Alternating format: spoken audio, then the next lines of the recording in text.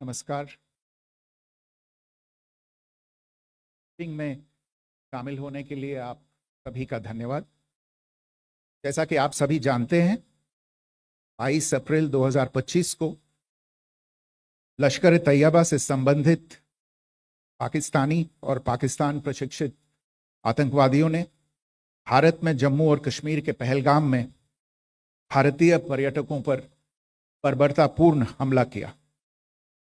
25 भारतीयों और एक नेपाली नागरिक को कायरतापूर्ण मौत के घाट उतार दिया गया। मुंबई के 26 नवंबर 2008 के हमलों के बाद यह भारत में हुई किसी आतंकवादी हमले में मारे गए आम नागरिकों की संख्या की दृष्टि से सबसे गंभीर घटना है। पहलगाम का हमला अत्यधिक बर्बरतापूर्ण था, जिसमें वहां मौजूद लोगों को करीब से और उनके परिवारों के सामने सिर पर गोली मारी गई। हत्या के इस तरीके से परिवार के सदस्यों को जानबूझकर आघात पहुंचाया गया। साथ ही उन्हें यह नसीहत भी दी गई कि वे वापस जाकर इस संदेश को पहुंचा दें। यह हमला स्पष्ट रूप से जम्मू और कश्मीर में बहाल हो रही सामान्य स्थिति को बाधित करने के उद्देश्य से किया गया था। चूंकि पर्यटन फिर से अर्थव्यवस्था का मुख्य आधार बन रहा था, इस हमले का मुख्य उद्देश्य इसे प्रतिकूल रूप से प्रभावित करना था। पिछले वर्ष आप सभी जानते हैं, 2.25 करोड़ से अधिक पर्यटक कश्मीर आए थे। इस हमले का मुख्य उद्देश्य इसलिए संभवतः यह था कि इस संघ राज्य क्षेत्र में विकास और प्रगति को नुकसान पहुंचाकर इसे पिछड़ा बनाए रखा जाए और पाकिस्तान से लगातार होने वाले सीमा पार आतंकवाद के लिए उपजाऊ जमीन बनाने में सहायता की जाए। हमले का यह तरीका जम्मू और कश्मीर और शेष राष्ट्र दोनों में सांप्रदायिक दंगे भड़काने के उद्देश्य से भी प्रेरित था। इसका श्रेय सरकार और भारत के सभी नागरिकों को दिया जाना चाहिए कि इन प्रयासों को विफल कर दिया गया। एक समूह ने खुद को रेजिस्टेंस फ्रंट TRF कहते हुए इस हमले की जिम्मेदारी ली है। यह समूह संयुक्त राष्ट्र द्वारा प्रतिबंधित पाकिस्तानी आतंकवादी समूह लश्कर तैयबा से जुड़ा हुआ है। यह उल्लेखनीय है कि भारत ने मई और नवंबर 2024 में संयुक्त राष्ट्र की 1267 कमेटी की सैंक्शंस मॉनिटरिंग टीम को अर्धवार्षिक रिपोर्ट प्रस्तुत की थी, जिसमें TRF के बारे में साफ इनपुट दिए गए थे। इससे पाकिस्तान स्थित आतंकवादी समूहों के लिए कवर के रूप में TRF की भूमिका सामने आई थी।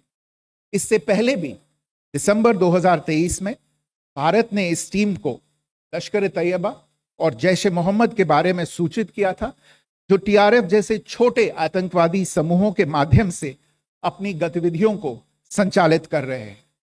इस संबंध में 25 अप्रैल को यूएन सिक्योरिटी काउंसिल प्रेस वक्तव्य में टीआरएफ के संदर्भ को हटाने के लिए पाकिस्तान के दबाव पर भी ध्यान दिया जाना चाहिए। पहलगाम आतंकवादी हमले की जांच से पाकिस्तान के साथ आतंकवादियों के संपर्क उजागर हुए हैं। रेजिस्टेंस फ्रंट द्वारा किए गए दावे और लश्कर तैयबा से ज्ञात सोशल मीडिया हैंडल द्वारा इसको रीपोस्ट किया जाना इसकी पुष्टि करता है। चश्मदीद गवाहों और विभिन्न जांच एजेंसियों को उपलब्ध अन्य सूचनाओं के आधार पर हमलावरों की पहचान भी हुई है। हमारी इंटेलिजेंस ने इस टीम के योजनाकारों और उनके समर्थकों की जानकारी जुटाई है। इस हमले की रूपरेखा भारत में सीमा पार आतंकवाद को अंजाम देने के पाकिस्तान के लंबे ट्रैक रिकॉर्ड से भी जुड़ी हुई है, जिसके लिखित और स्पष्ट दस्तावेज उपलब्ध हैं। पाकिस्तान दुनिया भर में आतंकवादियों के लिए एक शरण स्थल के रूप में पहचान बना चुका है। यहां अंतर्राष्ट्रीय स्तर पर प्रतिबंधित आतंकवादी सजा पाने से बचे रहते हैं। इसके अलावा पाकिस्तान ने इस मुद्दे पर विश्व और फाइनेंशियल एक्शन टास्क फोर्स जैसे अंतर्राष्ट्रीय मंचों को जानबूझकर गुमराह करने के लिए भी जाना जाता है। साजिद मीर का मामला, जिसमें इस आतंकवादी को पाकिस्तान ने मृत घोषित कर दिया था और फिर अंतर्राष्ट्रीय दबाव के परिणाम स्वरूप वो जीवित पाया गया, इसका सबसे स्पष्ट उदाहरण है। यह स्वाभाविक है कि पहलगाम में हुए इस हमले से जम्मू और कश्मीर के साथ साथ भारत के अन्य भागों में भी आक्रोश देखा गया। हमलों के बाद भारत सरकार ने स्वाभाविक रूप से पाकिस्तान के साथ संबंधों को लेकर कुछ कदम उठाए। आप सभी उन निर्णयों से अवगत हैं जिसकी घोषणा 23 अप्रैल को की गई थी। तथापि यह आवश्यक समझा गया कि 22 अप्रैल के हमले के अपराधियों और उनके योजनाकारों को न्याय के कटघरे में लाया जाए।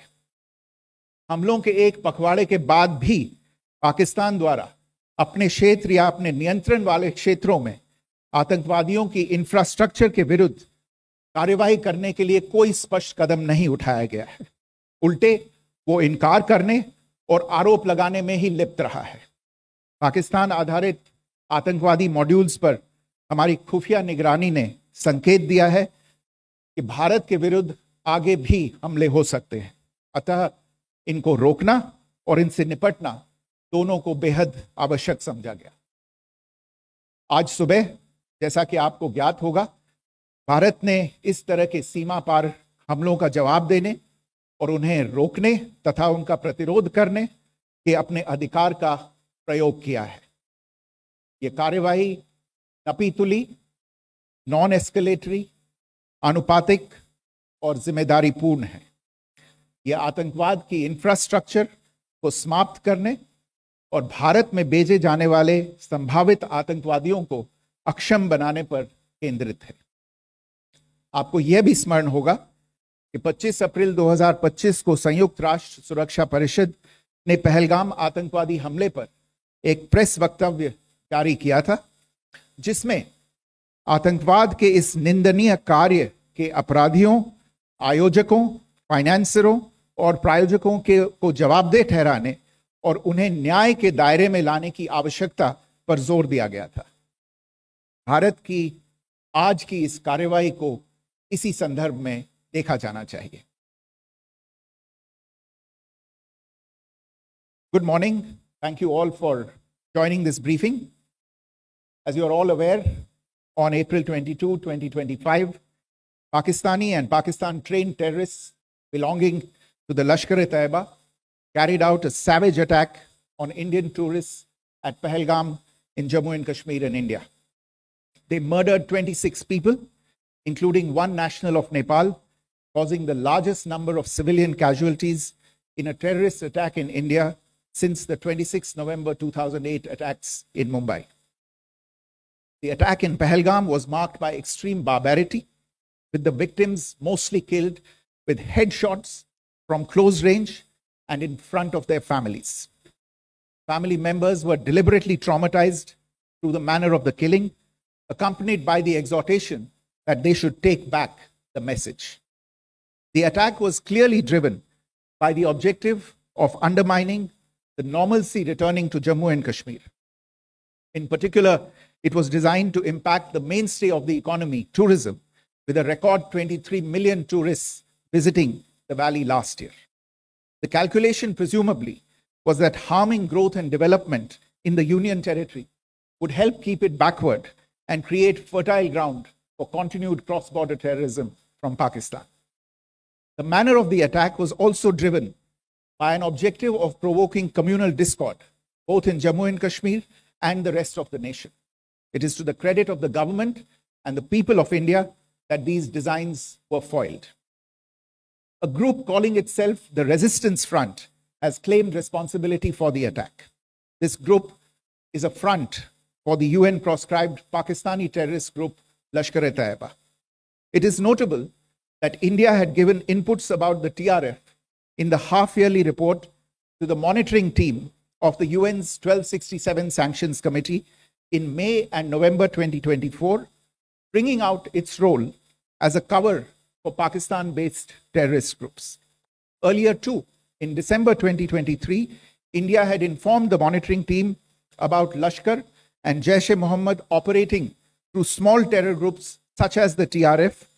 Pakistan's pressure to remove references to TRF in the April 25 UN Security Council press statement is notable in this regard.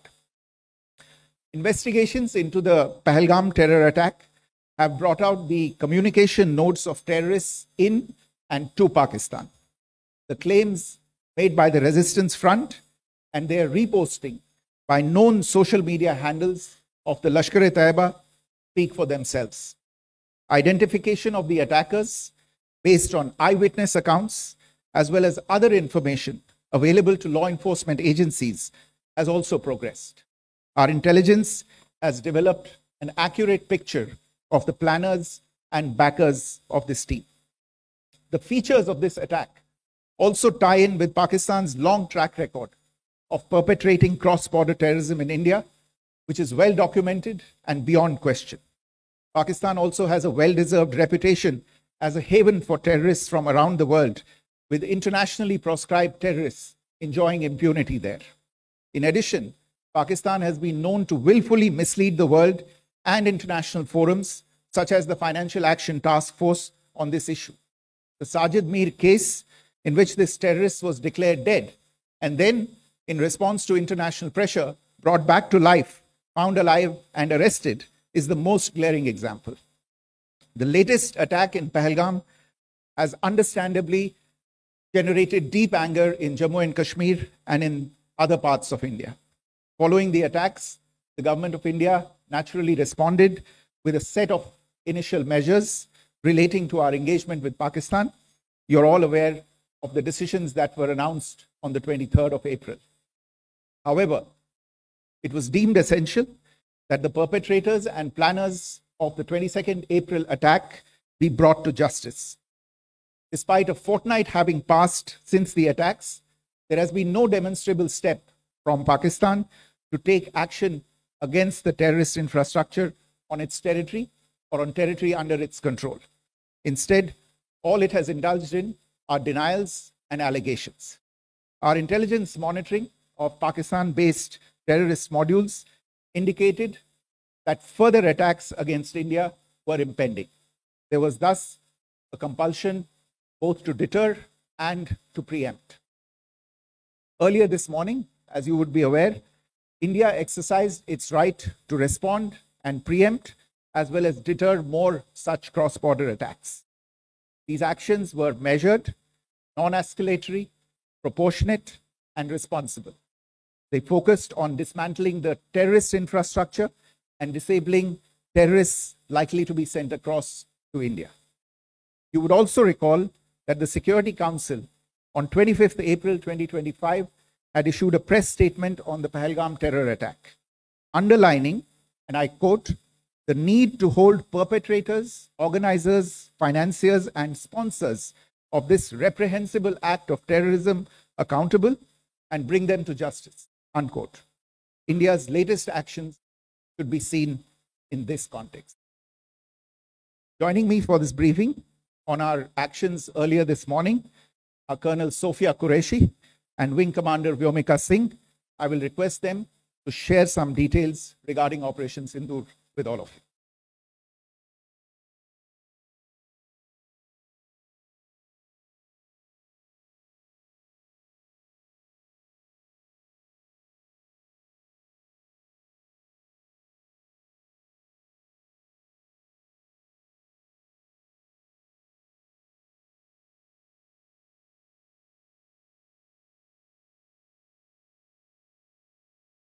प्रभात देवियों और सज्जनों, मैं कर्नल सोफिया कुरैशी और मेरे साथ विंग कमांडर व्योमिका सिंह आज आपको 6 से 7 मई 2025 की रात 1:05 से 1:30 बजे के बीच भारतीय सशस्त्र बलों द्वारा अंजाम दिए गए ऑपरेशन सिंदूर के बारे में जानकारी देंगे।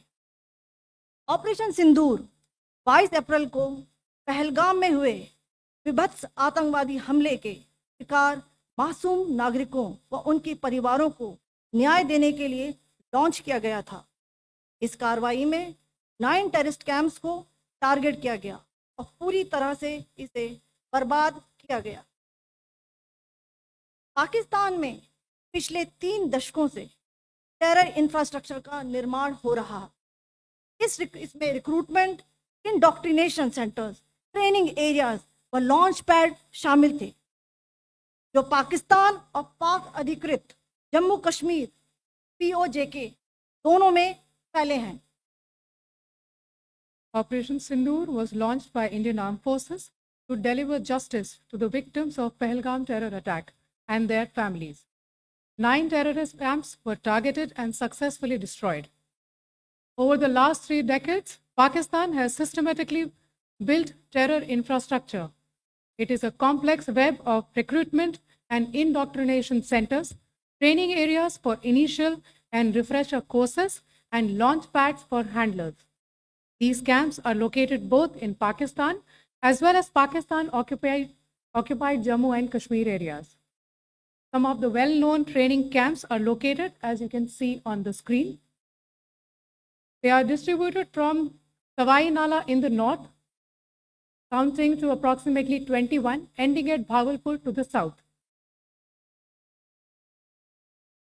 इन लक्ष्यों का चयन विश्वसनीय इंटेलिजेंस सूचनाओं के आधार पर हुआ ताकि आतंक गतिविधियों की रीढ़ तोड़ी जा सके, और यह खास ध्यान दिया गया कि निर्दोष नागरिकों और सिविलियन इंस्टॉलेशन को नुकसान न पहुंचे। The selection of these targets for Operation Sindoor was based on credible intelligence inputs and role of these facilities in perpetrating the terror activities. The locations were so selected to avoid damage to civilian infrastructures and loss of any civilian lives. This was done with due diligence, and the camps selected for targeting and their engagement will now be shown to you one by one. POJK ये targets मैं आपको बताना चाहूँगी। सबसे पहले सवाई नाला camp Muzaffarabad, जो कि POJK के लाइन ऑफ कंट्रोल से 30 किलोमीटर दूर है। यह एक लश्कर तोयबा का ट्रेनिंग सेंटर था। 20 अक्टूबर 2024 सोनमर्ग, 24 अक्टूबर 24 गुलमर्ग, 22 अप्रैल 2025 पहलगाम, इन हमलों के आतंकियों ने यहीं से प्रशिक्षण लिया था। सैयदना बिलाल कैंप जफराबाद, यह एक जैश ए मोहम्मद का स्टेजिंग एरिया है। यह हथियार, विस्फोटक और जंगल सर्वाइवल ट्रेनिंग का केंद्र भी था। गुलपुर कैंप कोटली, यह LOC से 30 किलोमीटर दूर था। लश्कर तोयबा का बेस था, जो रजौरी पुंछ में सक्रिय था। 20 अप्रैल 2023 को पुंछ में और 9 जून 24 को तीर्थ यात्रियों के बस हमले में यहीं से आतंकी को ट्रेन किया गया था।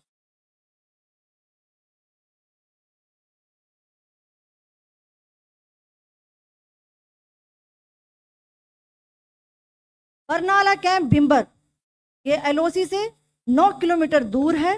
यहाँ पर हथियार हैंडलिंग, आईईडी व जंगल सर्वाइवल का प्रशिक्षण केंद्र था। अब्बास कैंप कोटली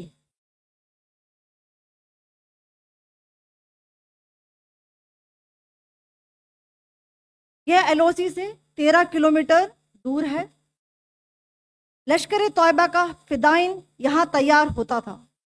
इसकी कैपेसिटी 15 टेररिस्ट को ट्रेन करने की थी।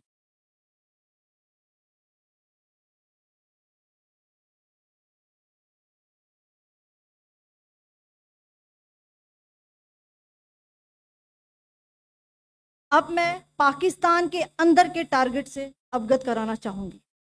पहला, सर्जल कैंप सियालकोट।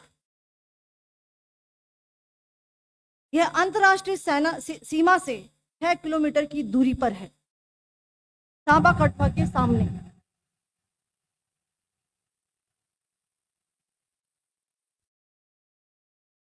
मार्च 2025 में जम्मू एंड कश्मीर पुलिस के 4 जवानों को जो हत्या की गई थी, उन आतंकवादियों को इसी जगह पर ट्रेन किया गया था।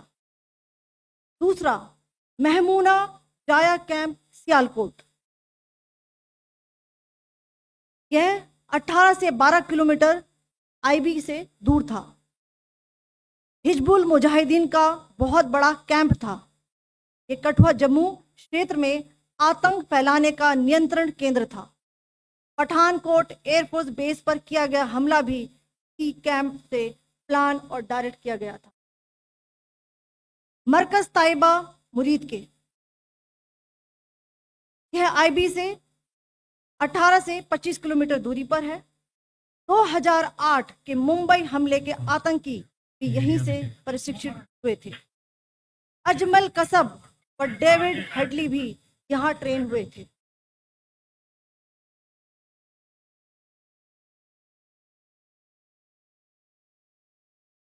आगे दूसरा आया।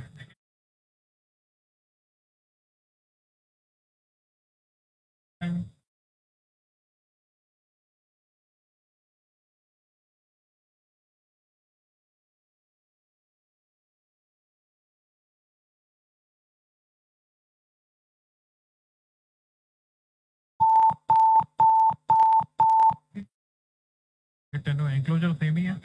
Just hit the target.